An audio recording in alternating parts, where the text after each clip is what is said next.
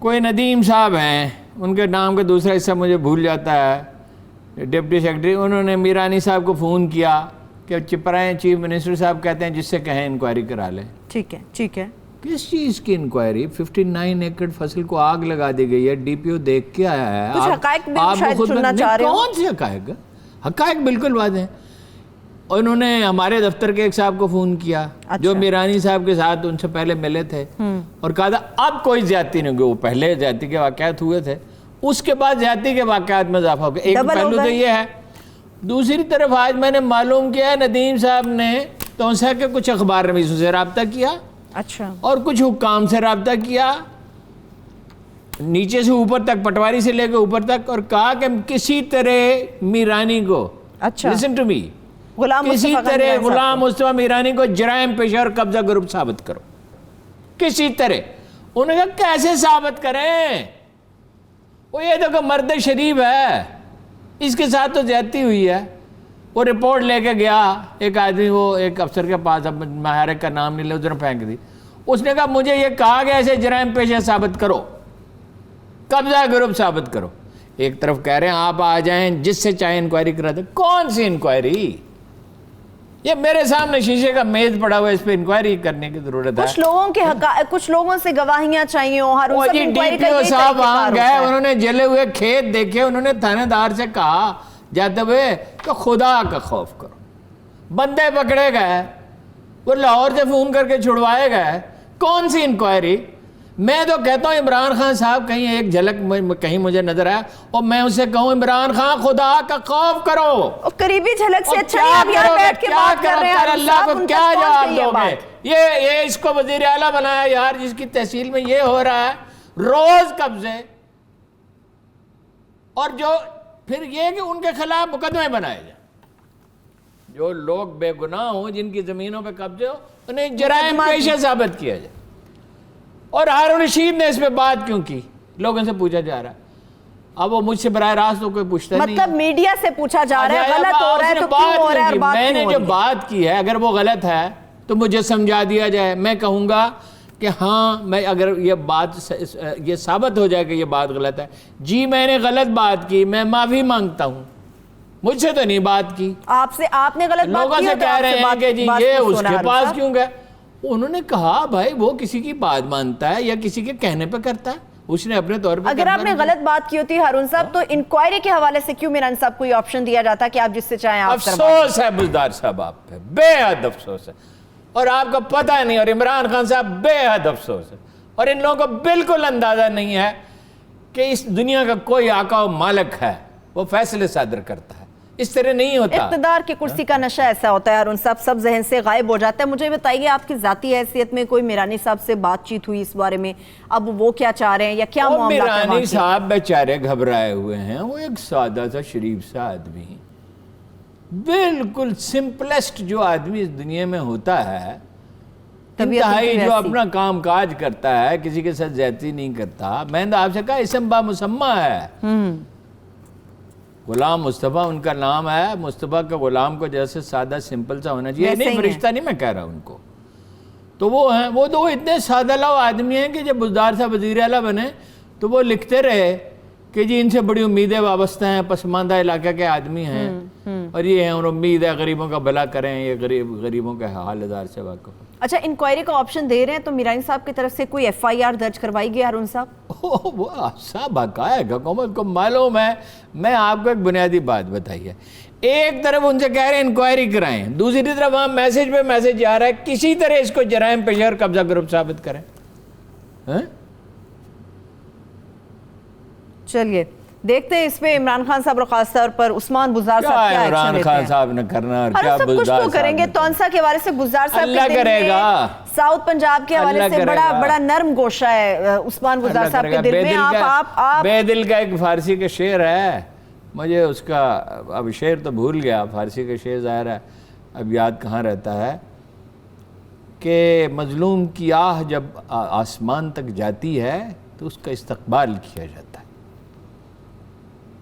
اس پہ فیصلہ صادر ہوتا ہے. فیصلہ وہاں سے صادر ہوگا جب نواب کالا باغ نے جماعت اسلامی کے ایک جلسے میں، جس کی صدارت مولانا مودودی کر رہے تھے، چھوٹی جگہ موچی دروازے کے پاس کھلی جگہ پہ، جن پہ آپ کو 1000 اعتراضات ان کی سیاست پہ ہو سکتے ہیں. وہ مرد شریف تھے، وہ کوئی خدا نخواستہ کوئی پسند یا کسی طرح کے وہ تو نہیں تھے. ان کے جلسے میں گولی چلائی گئی اور ایک کارکن کو ان کو شہید کر دیا گیا. تو انہوں نے ایک فکرہ کہا تھا. ایک تو وہ بزدل آدمی نہیں تھے بالکل، یہ آج کے سیاستدانوں کی طرح تھوڑی تھے، لیڈروں کی طرح. آج کے سیاستدان تو مسئلہ کا شکار وہ ہو جب وہ کھڑے ہوئے تو وہ سیاست پہ، میں پھر کہتا ہوں کہ مجھے تو ان کی سیاست کا جو آؤٹ کم ہوا کوئی اچھا تو نہیں ہوا، ہم دیکھ ہی رہے ہیں. تو ایک تو جب وہ کھڑے ہوئے تو لوگوں نے کہا بیٹھ جائیں، آپ بیٹھ جائیں. انہوں نے کہا میں بیٹھ گیا تو کھڑا کون رہے گا. ایک تو یہ انہوں نے کہا جو اس وقت انہیں کہنا چاہیے، ایک لیڈر کے شان تھا. دوسرا انہوں نے ایک فکرہ کہا، میں نے یہ مقدمہ اللہ کی بارگاہ میں دائر کر دیا ہے. اور آپ کو پتہ کیا ہوا تھا؟ نواب کلاباغ کو اس کے بیٹے نے قتل کیا. چلیے میں ہارون صاحب اس کے ساتھ ہی بریک کی طرف بڑھ رہی ہوں. ایک بریک سے واپس آئیں گے تو امریکی صدر ڈونلڈ ٹرمپ کے حوالے سے بات کریں گے کہ ان کو کتنی مشکلات کا سامنا مزید ابھی کرنا پڑے گا. ایک چھوٹی سی بریک ہمارے ساتھ رہیے.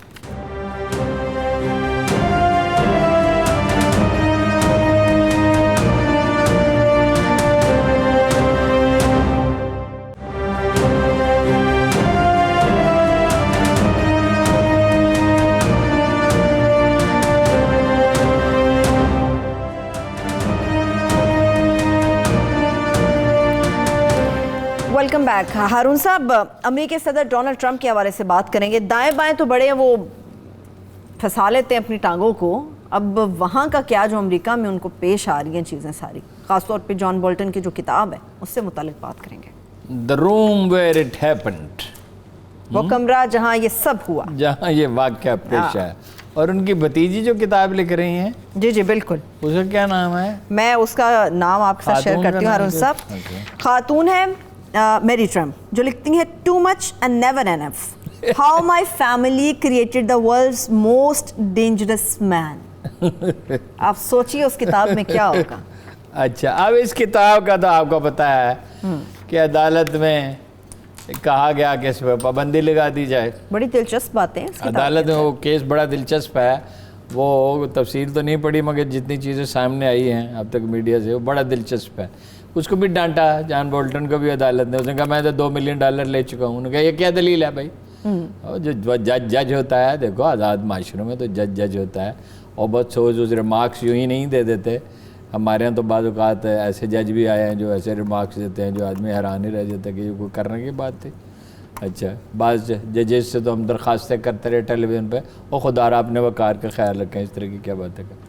اچھا، لیکن بہرحال عدالت نے کہا کہ لاکھوں کاپیاں تو اس کی مارکیٹ میں جا چکی، اب پابندی لگانے سے کیا حاصل ہے؟ مقدمہ ہو سکتا ہے.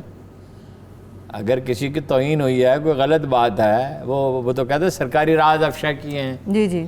جی وہ تو امریکہ میں تو یہ ہے کہ جو آدمی ہوگا حکومت میں کتاب تو ضرور لکھے گا. حتیٰ کہ وہ یہاں سے جو بھاگا تھا وہ دیت دے کر چھڑا کے لے کے گئے تھے، اس نے بھی وہاں تو اس طرح کی چیزیں بکتی بہت ہیں، بکتی ہیں، پبلش ہوتی ہیں، وہ لکھتے ہیں اور بک جاتی ہیں. جنرل کیانی سے میں کہتا رہا کم از کم آپ کو $10 ملین ملیں گے اگر آپ کتاب لکھیں. کہ خیر وہ ایک اور طرح کے آدمی ہیں.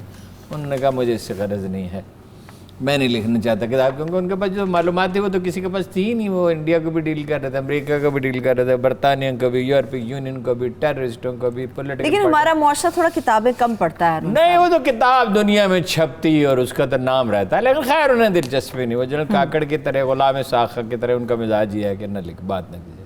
خیر اب وہ دیکھیے نا، صرف ایک مسئلہ نہیں ہے. ایک مسئلہ تو یہ ہے نا کہ اس نے گوروں کے تعصب کو جگایا اور حکومت حاصل کر لی. امریکہ کا وقار مجروح کیا اور بہت بری طرح مجروح کیا. وہ نظر بھی آ رہا کہ وہاں پہ اس نے فارن آفس سے مشورہ کیے بغیر جا کے وہ کوریا گیا، کوریا کے وہ ڈکٹیٹر سے ملا. اس نے CIA کے افسروں کو کہا یوز لیس آفیسرس. وہ ہے بھائی CIA کے افسر ہیں، آپ کو ان میں سے کسی میں کوئی خامی یا کمی ہو سکتی ہے، یوز لیس آفیسر. اس نے 2 ٹاپ جنرلز کو اپنے سٹاف میں لے کے آیا، جنرل میٹس اور دوسرے کا کیلی کیا نام تھا، کو سٹاف صدر بنایا، ایک کو وزیر دفاع بنایا، اور دونوں کو نکالا. جو دنیا بدل رہی ہے تو اس میں امریکہ کا امریکہ آج بھی چین سے کئی گنا بڑی طاقت ہے. دیکھیں نا جا کے جو چاند پہ اترے, جو کیا وضاحت کرنے کی کیا ضرورت ہے, کتنی بڑی طاقت ہے. تو سعودی عرب کے بارے میں کیا کہا, ایک ہفتے سے زیادہ کوئی اپنے حلیفوں کے بارے میں کہتا ہے ہمارے بغیر حکومت نہیں کر سکتے. ایران کے بارے میں کیا ایٹیچیوڈ اختیار کیا, معاہدہ کیا ہوا توڑ دیا. چین کو کتنا لائٹلی لیا, اور اب اس کا نتیجہ کیا ہے, اس میں بات کروں گی آپ سے. اچھا کرونا پہ کیا کیا, اور اب کیا اگر وہ جلسہ کرنے جا رہے ہیں, جلسہ کرنے جا رہے ہیں, نزلہ زکام ہے,